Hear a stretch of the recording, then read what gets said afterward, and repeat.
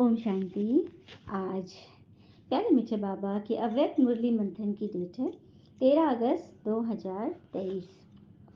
तो आज मीठे मीठे बाबा ने हम बच्चों को यह रिवाइज कोर्स कराया है। 6/4/95 की यह वाणी है जिसकी टाइटल है प्योरिटी की रूहानी पर्सनैलिटी की स्मृति द्वारा मायाजीत बनो। भगवान हमें मायाजीत बनाने आए हैं, तो कह रहे हैं प्योरिटी की रूहानी पर्सनैलिटी, आत्मिक पर्सनैलिटी की स्मृति में रहो, याद में रहो।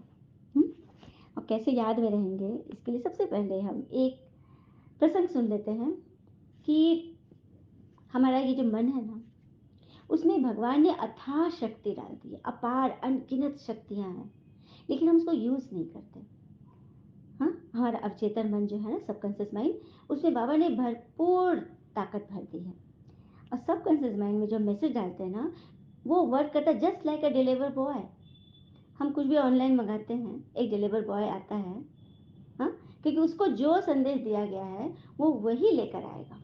तो हमने सबकॉन्शियस माइंड को जो संदेश दे दिया, हम बीमार है, हम दुखी है, हम चिंतित है, हम दुर्भाग्यशाली है, हम आलसी हैं, हम एकदम किसी काम के नहीं है, ऐसा ऐसा मैसेज हमने भर दिया। अब डिलीवर बॉय चला, वही डिलीवर करे, चारों तरफ से वही सामान ला के देगा हमें जो हमने उसे मैसेज दिया है। तो हमें क्या चाहिए, क्या चाहिए क्या? देखिए, दुख तनाव चिंता परेशानी किसी को नहीं चाहिए, शांति सबको चाहिए, लेकिन उसके लिए क्या करना है, अपने सब कॉन्शियस माइंड को सही तरह से ट्रीट करो। कहते हैं ना कि जिंदगी में इतना खुश रहिए, इतना हंसिए कि रोने की स्थिति भी आए फिर भी रोया ना जाए, क्योंकि हम भूल गए रोना, है ना। तो ये बात हमें भगवान सिखाते हैं, रोना नहीं है, दुख के आंसू नहीं आने चाहिए। हाँ, याद में खुशी खुशी से आंखों से जो मोती निकलता है वो भगवान के गले का हार बन जाता है। चलिए, अब हम सुनेंगे भगवान की वाणी ना। तो सब अपने सब कॉन्शियस माइंड में सारे सारे ज्ञान रतन के जो एक एक मीठे मीठे जो बोल है ना, उनको अंदर पिरोते जाए और ध्यान से सुने कि भगवान हमसे क्या कह रहे हैं। तो प्योरिटी की रूहानी पर्सनैलिटी की स्मृति रखने के लिए कह रहे हैं, जिससे हम माया जीत बनेंगे। तो आज स्नेह के सागर बाप दादा चारों ओर के सर्व स्नेही बच्चों को देख रहे हैं। किन्हें देख रहे हैं? अपने सर्व स्नेही बच्चों को देख रहे हैं। हर एक स्नेही बच्चों की मूरत में रूहानी पर्सनैलिटी की झलक मिल रही बाबा को। बाहर के रूप में तो साधारण दिखते हो, लेकिन अंदर अंदर जो रूहानी पर्सनैलिटी की जो ताकत है वही आपको नंबर 1 बनाती है। और भगवान अंदर ही देखते हैं। बाहर से तो हम साज श्रृंगार करके अच्छा मूड ही बना लेते हैं दुनिया को धोखा देने के लिए, लेकिन अंदर क्या छिपा है वो सिर्फ और सिर्फ भगवान देखते हैं। तो दुनिया में तो अनेक प्रकार की पर्सनैलिटी गाई जाती है। शरीर की पर्सनैलिटी, कोई की किसी विशेषता की पर्सनैलिटी, कोई विशेष पोजीशन की भी पर्सनैलिटी होती है, स्थिति, सीट। लेकिन आप सबके चेहरे पर चलन में कौन सी पर्सनैलिटी है? तो प्योरिटी की पर्सनैलिटी, पवित्रता की पर्सनैलिटी। जितना जितना जो प्योर है उतना उनकी पर्सनैलिटी न सिर्फ दिखाई देती है बल्कि अनुभव होती है। कैसे अनुभव होगी?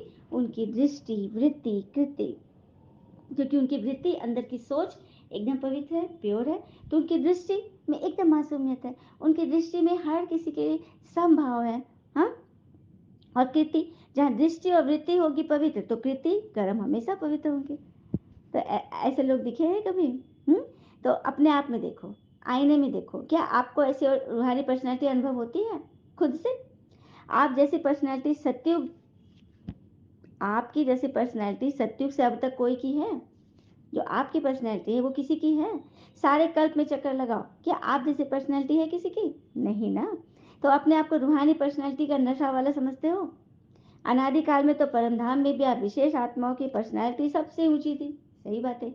जो परमात्मा के दिव्य बच्चे हैं, श्रीमद प्रमाण चलने वाले बच्चे हैं, वो परम धाम में भी जब हमारा घर है वहाँ, जब परमात्मा ने, उसके हम लोग साथ के घेरे में रहेंगे, एकदम उनके नाक के नीचे रहेंगे हम लोग। तो सबसे ऊंची हमारी पर्सनैलिटी है। हाँ, चाहे आत्माएं सब चमकती हुई ज्योति है, लेकिन आप रूहानी पर्सनैलिटी वाले आत्माओं की चमक अन्य सब आत्माओं से न्यारी और प्यारी है। तो अपने अनादिकाल की पर्सनैलिटी को स्मृति में लाओ। आज जो ये मुरली चल रही है मंथन, ये 5 स्वरूपों का हमें योग सिखाएगी। तो चलिए, बाबा ने कहा ना, सभी अपने अनादि स्वरूप को स्मृति में लाओ। तो अनादि में हम क्या है? हमारी आत्मा का इनिशियल स्टेज क्या है? Point of light. फील करें, मस्तक में एक दिव्य चमकता हुआ सितारा चमक रहा है। मैं आत्मा ज्योति बिंदु अपने भृकुटी सिंहासन पर विराजमान हूँ। फील करें सभी अपने आप को। आई स्मृति दिख रहा है।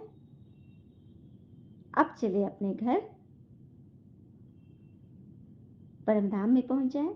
वहां देखें, एक बहुत सुंदर एक सिजरा टाइप का है जिसमें सबसे ऊपर परमात्मा है, चमक रहे हैं। 7 कलर की लाइट निकल रही है, उनसे फोकस हो रही है। और उसी के जस्ट नीचे हम सभी जगमग सितारे उनको घेरे हुए खड़े मान स्थित है वहां पे। फील कीजिए, जो आकाश है परम धाम का वो लाल सुनहरा कलर का है, और बाबा और उनके चारों तरफ गोले गोले हम सभी बच्चे। देख लिए अपनी पर्सनैलिटी, देख लिए।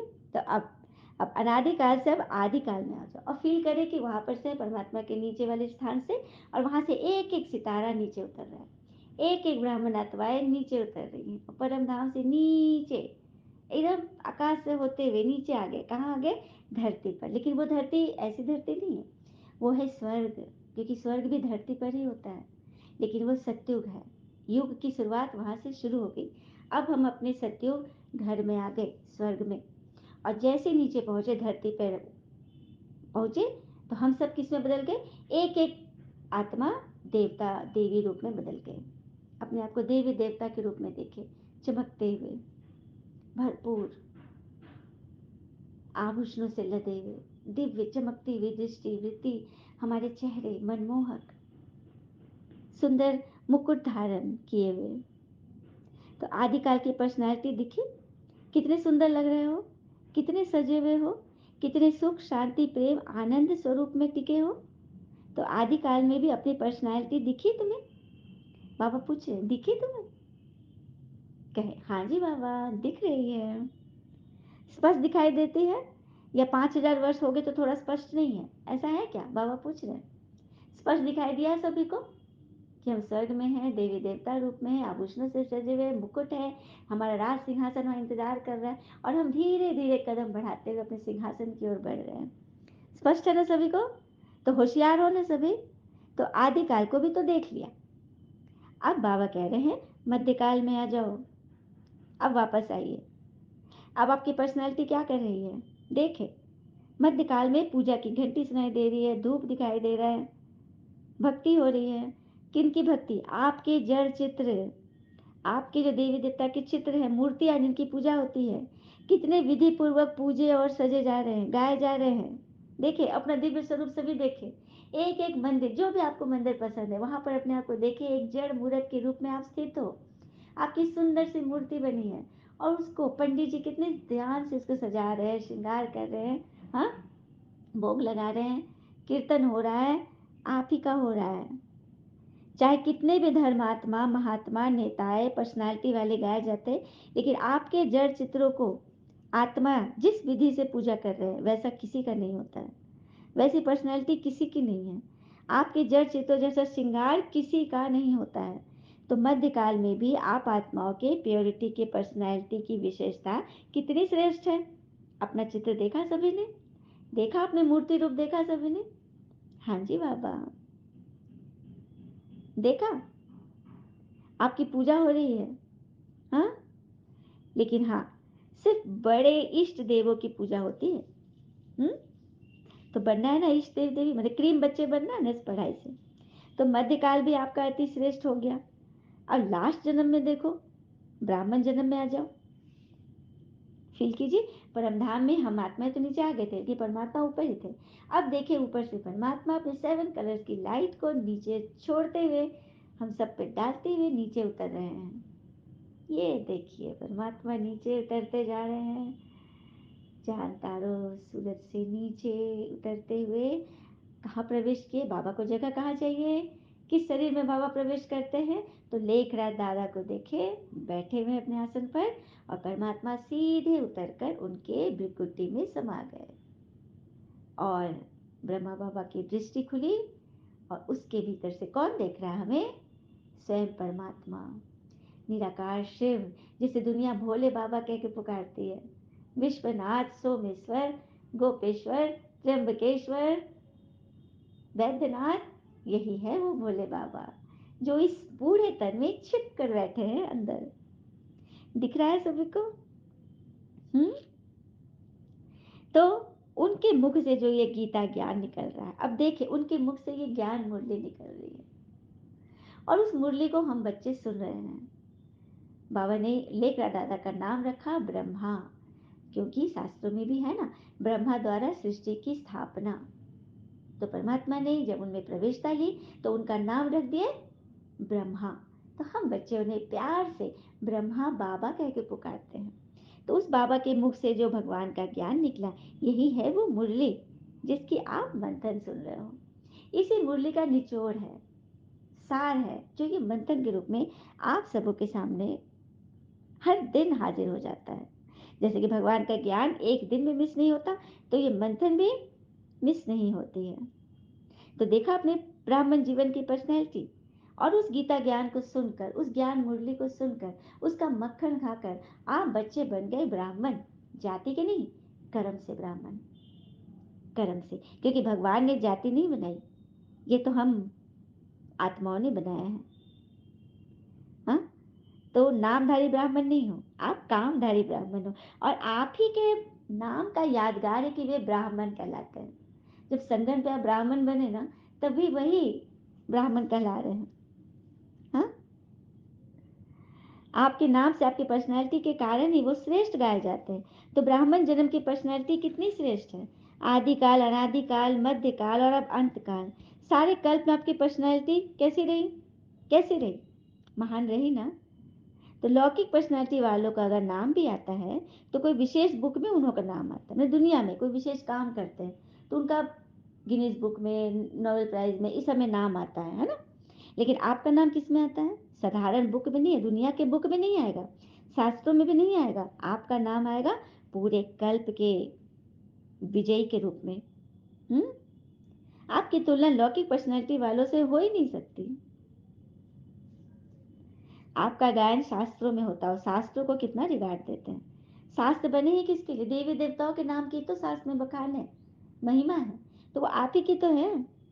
जो भक्तगण बड़े विधि पूर्वक शास्त्र को संभालते हैं और बहुत ढंग से रखते हैं, लाल कपड़े में लपेट के, गंगा जल छीट कर उसको कितने श्रद्धा भाव से रखते हैं। जो सच्चे भक्त है वो शास्त्र को विधि पूर्वक रखते भी और पढ़ते भी हैं। हम्म। सबसे पहले इसका पूजन करेंगे, फिर आंखों से लगाएंगे, किसी ऊंचे, क्या रेहन कहते हैं, लकड़ी का जो होता है उस पर रखकर एकदम तन्मयता से पढ़ते हैं। तो कितना आपको इज्जत दे रहे, कितना नाम है आपका। हम्म। तो जिसकी बुद्धि में ये इमर्ज रूप में स्मृति रहती है, वही तो समर्थी का आधार है। तो अपने बुद्धि में ये 5 स्वरूप जो दिखाया गया ना, और ब्राह्मण के बाद 5वां स्वरूप है फरिश्ता स्वरूप, अर्थात हाड़ मांस का शरीर नहीं, आप लाइट के फरिश्ता बन गए, और फरिश्ते हमेशा उड़ते रहते, सेवा करते रहते, तो बन गए ना। ये 5 स्वरूप जो स्मृति में रखते हैं वो बन गए समर्थी, और जहाँ समर्थी है वह माया आ नहीं सकती। समर्थ आत्मा के पास माया का आना असंभव है, मेहनत करने की आवश्यकता ही नहीं, माया काम है आना। लेकिन आपका काम है अभी समय प्रमाण भगाना, माया आई और भगाया नहीं, आपका काम है सदा माया जीत बना। भगाने में भी तो टाइम लगेगा ना, समय जाएगी, एनर्जी जाएगी, हाँ, संकल्प जाएगा। माया जीत बन जाओ ना। तो माया जो तो हो, माया जीत हो, वह बार माया को बार बार भगाने वाले हो। बाबा पूछ रहे हैं क्या है सभी, माया जीत हो या माया को बार बार भगाने वाले। हाँ, थोड़ा थोड़ा वो दर्शन देने के लिए तो आती है ना। हम्म। तो पूछ रहे बाबा क्या हाल है, सदा के लिए माया भाग गई ना, अभी तो नहीं आएगी ना, कि थोड़ा थोड़ा आएगी और हर्जा नहीं है। फिर ये आधा कल की दोस्ती है, फ्रेंड है ना, आधा कल से माया से दोस्ती है, द्वापर से। हम्म। दोस्ती है ना, तो उसका साथ छोड़ दोगे ना। सुना है ना कि समय समाप्त होने के पहले बहुत काल का मायाजीत बनने का अभ्यास चाहिए। ये मायाजीत पना अंत में नहीं हो सकेगा, समय से पहले ही बनना पड़ेगा। कि अभी भी आ रहे हैं, भगा रहे हैं, आ रहे हैं, भगा रहे हैं, तो क्या बन जाएंगे? युद्ध करने वाले ही बनेंगे। हम्म। अगर अंत में मायाजीत बनने का पुरुषार्थ भी करेंगे तो क्या हाल होगा? तोते वाली कहानी बाबा सुनाते हैं ना, तोते को कहा गया था नलके पर मत बैठना, पर वो नलके में बैठ कर ही बोल रही है कि नलके पर मुझे मना किया गया था, मुझे नहीं बैठना नलके पर, नलके पर बैठी हुई है। तो वही काम है, बाबा ने बोला है माया को भगाना नहीं, माया से माया जीत बनना है, लेकिन माया से फंसे हुए हैं और कह रहे हैं मुझे माया जीत बनना है, मुझे माया जीत बनना है। काम नहीं करेगा। मतलब सबकॉन्शियस माइंड वही सुन लेगा कि आप, हाँ कोई बहुत दुख में है, बराबर दुख में, चिंता में, तो सबकॉन्शियस माइंड क्या समझेगा कि इसको वही पसंद है, बराबर उसी अवस्था में रहता है, तो उसको वही लाला की देगी। चाहिए क्या दुख तनाव चिंता, चाहिए किसी को शांति? नहीं ना, तो अभी अभी अभी झट झट हटा दो, 1 सेकंड में हटा दो, साफ कर लो मन बुद्धि। नहीं नहीं नहीं, मुझे नहीं चाहिए बाबा, नहीं चाहिए, ले जाओ ले जाओ माया, ले जाओ, ये तुम्हारी चीज है, मुझे नहीं चाहिए, रावण की चीज है। और रावण ने कब अटैक किया था सीता जी पर? जब उसने लक्ष्मण रेखा को पार किया था, याद है ना सभी को, कहानी तो सभी ने सुने होंगे। तो हमारे लिए लक्ष्मण रेखा क्या है? ये मुरली, ये श्रीमत का जब हम नाफरमानी करेंगे तब माया रूपी राक्षस पकड़ लेगा। तो श्रीमत का नाफरमानी करना है, जो बाबा के बोल है, जो निमित्त के बोल है, उस पर चलना है। हाँ, हमेशा मन में सोचते रहे मैं आत्मा हूँ, मैं आत्मा हूँ, लेकिन माया का प्रभाव भी होता रहेगा। सिर्फ सोचने से नहीं होगा, उसको स्वरूप में लाना है कि मैं आत्मा हूँ, रियल में आत्मा हूँ। रटना लिखना ऐसा नहीं करना है। रूहानी पर्सनैलिटी वाला सर्व सर्व प्राप्तियों से संपन्न है, तो स्वभाव से भी संपन्न बनो, संस्कार से भी संपन्न बनो, और संबंध संपर्क में भी संपन्न भरपूर बनो। वो कभी अपने प्राप्तियों के भंडार में कोई अप्राप्ति अनुभव नहीं करेंगे। जो स्वभाव संस्कार और संबंध संपर्क से भरपूर है, संपन्न है, उन्हें कभी नहीं लगा कि मेरे पास कुछ कमी है। उनको हमेशा लगा मेरा भंडारा तो एकदम भरपूर है। हाँ, ऐसा लगता है। ब्राह्मणों का क्या गीत है?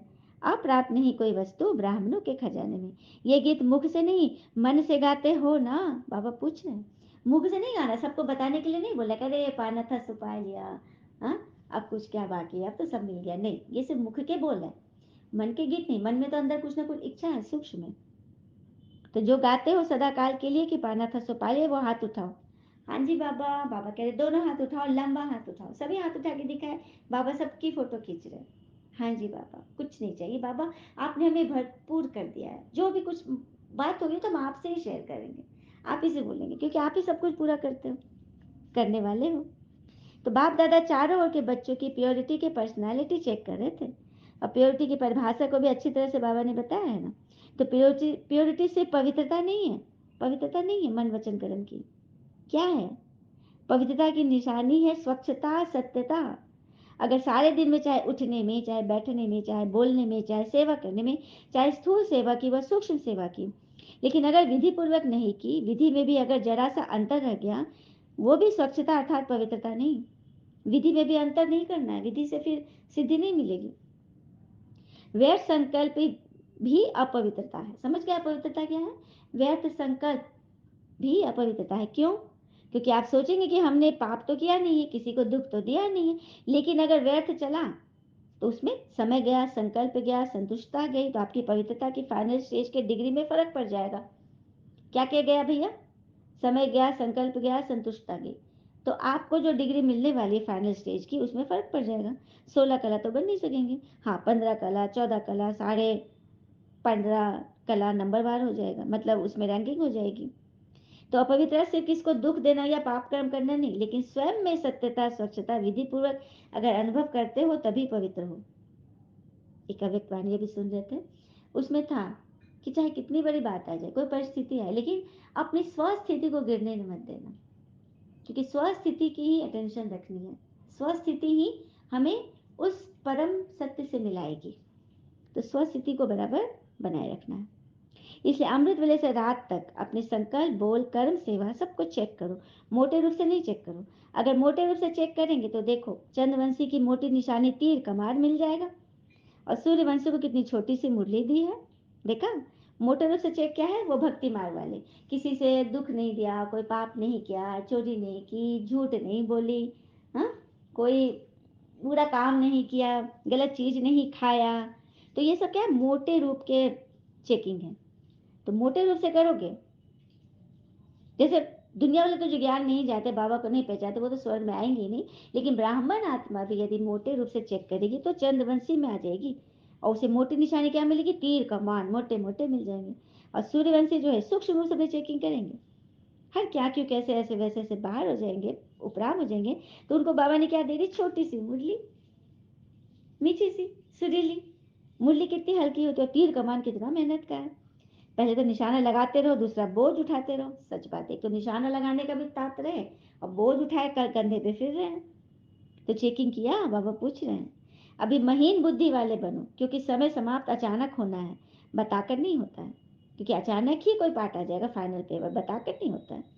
बाबा ने तो पहले ही कह दिया था, कोई उलाहना मत देना कि बाबा आपने बताया क्यों नहीं। बाबा कभी भी टाइम कंसर्स नहीं बताएगा, सही बात है, टाइम को नहीं बताएगा। क्योंकि टाइम पता चलेगा ना कि इतना दिन बाद विनाश होने वाला है, तो बच्चे तैयारी ही नहीं करेंगे, या फिर कोई डर के एकदम डर बपरे।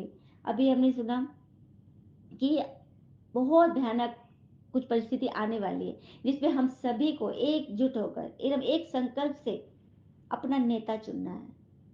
ठीक है, एकदम, जो हमें, जो भारत को विश्व गुरु बनाए। और भगवान की टचिंग है, भगवान नहीं ऐसे बच्चे को ये सत्ता दी है। तो हम सबको बहुत ध्यान से और बहुत अलर्ट होकर के करना है कि हमें किस ओर जाना है, किस दिशा में जाना है।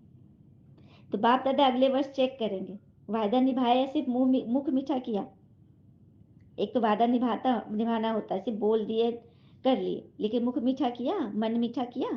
सिर्फ बोलने वाले हो या निभाने वाले। अच्छा देखो, टीवी में आप सबका फोटो आ रहा है, बाबा ने सबकी फोटो खींच ली है, तो बदल नहीं जाना कि मैं तो नहीं था बाबा, वो मेरी कोई हमशक्ल होगी, वो मेरी छोटी बहन होगी, ऐसे ऐसे बातें नहीं बनाना। सेकंड में रेडी बन सकते हो, सेकंड में अशरीरी बन सकते हो। बाबा पूछ रहे हैं कि युद्ध करनी पड़ेगी। हाँ, मैं शरीर हूँ नहीं ना, मैं शरीर नहीं हूँ। सोचा और हुआ, सोचना और स्थित होना, ऐसे ड्रिल करनी है। अच्छा लगता है ना, तो सारे दिन बीच बीच में अभ्यास करो। कितने भी बिजी हो, लेकिन बीच बीच में 1 सेकंड भी अशरीरी होने का अभ्यास करो। चलिए 1 सेकंड करते हैं, तो 1 मिनट। अपने आप को आत्मा देखें, भृकुटी सिंहासन पर मैं आत्मा अपने शरीर में विराजमान हूँ।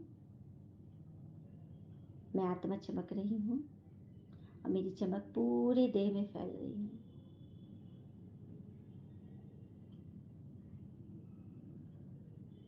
अपने आत्मा के प्रकाश को अपने पूरे शरीर में फैलता हुआ देखें और कोई संकल्प न करें।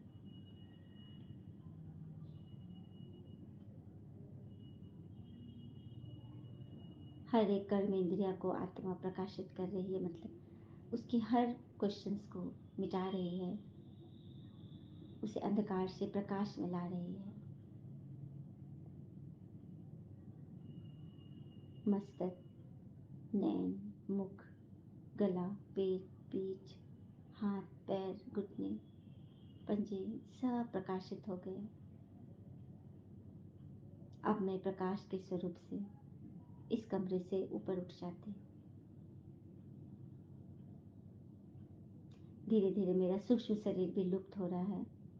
दोनों पैर, पेट, पीठ, हाथ, गला, चेहरा सब लुप्त। अब मैं एक आत्मा हूँ और मैं आत्मा ऊपर उड़ती जा रही हूँ, एकदम तीव्र वेग से उड़ रही हूँ। परमधाम घर में, बाबा के पास, उनकी गोद में छिप जाती हूँ और बाबा अपनी किरणों की बाहों से मुझे समेट लेते हैं।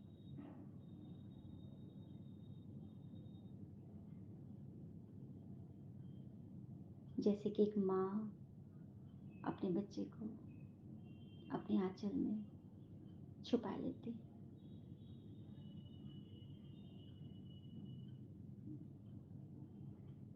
जब इस तरह से परमात्मा की गोद में छिप जाएंगे ना, तो जैसे आपके मन में कोई भी प्रश्न है, दर्द है, लगेगा जैसे 1 सेकंड में सब मिट गया।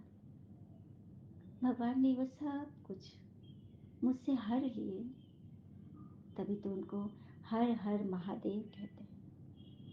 इस तरह से भगवान से मिलकर हम आत्मा नीचे उतर गए, अपने शरीर में मैं प्रवेश करके इस लौकिक दुनिया में आ गई। अनुभव हुआ सभी को? ये अनुभूति हमें जब भी कोई बात आए, किसी बात में फंस रहे, हमारे पास कोई आंसर नहीं मिल रहा है, फट से सेकंड में अपनी माँ के पास चले जाएं। तो ऐसी शक्तिशाली अनुभव की प्रैक्टिस बढ़ानी है, क्योंकि अंत समय में बहुत विघ्न आएँगे, बहुत कुछ ऐसा होगा ना जो आप देख, सुन, सोच भी नहीं सकोगे। तो ऐसा अनुभव करना है ना? फिर बाबा पूछते हैं, अच्छा सभी खुश राजी है या पूछना पड़ेगा? माताएँ खुश हैं? हुँ? बहुत अच्छा। हमारा नंबर कब आएगा? अभी तो खुला निमंत्रण था ना, सब ठीक अच्छी तरह से रह रहे हो, बेहद अनुभव हो रहा है ना कि थोड़ी-थोड़ी तकलीफ है? जो बच्चियाँ, माताएँ जो मधुबन जाती हैं ना, ट्रेन से, बस से, तो बाबा उनसे पूछते रहते हैं, माताओं को तकलीफ तो नहीं हुई? हुँ? लाइन में लगने में थकावट तो नहीं हुई? इतना बड़ा परिवार कब मिलेगा? तो ऐसा परिवार को देखकर हर्षित होते हो ना? सच बात है, मधुबन का अनुभव ही तो अजीब है। ऐसा लगेगा जैसे सभी फरिश्ते भ्रमण कर रहे हैं। पर स्वर्गिक सुख, शांति, असीम आनंद। फिर बाबा ने सबको वरदान दिया, चारों ओर की सर्व रूहानी प्योरिटी की पर्सनैलिटी वाले विशेष आत्माओं को, आदि से लेकर अंत तक पर्सनैलिटी की झलक दिखाने वाले श्रेष्ठ आत्माओं को, अनुभवी आत्माओं को बाप दादा का याद, प्यार और नमस्ते। बाबा ने दादियों से बोला कि सबके शुभ संकल्प, उमंग उत्साह के संकल्प में सफलता है ही। यह संगठन का संकल्प ऐसे ही होता है जो असफलता को मिटा देता है।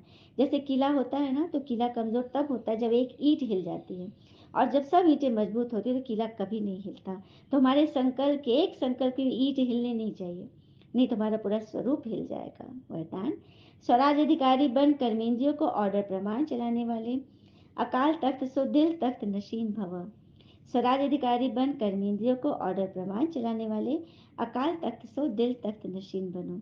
तो मैं अकाल तख्त नशीन आत्मा हूँ, अर्थात स्वराज अधिकारी आत्मा हूँ। जैसे राजा जब तख्त पर बैठता है तो कर्मचारी ऑर्डर प्रमाण चलते हैं, ऐसे तख्त नशीन बनने से यह कर्मेंद्रिया स्वतः ऑर्डर पर चलती है।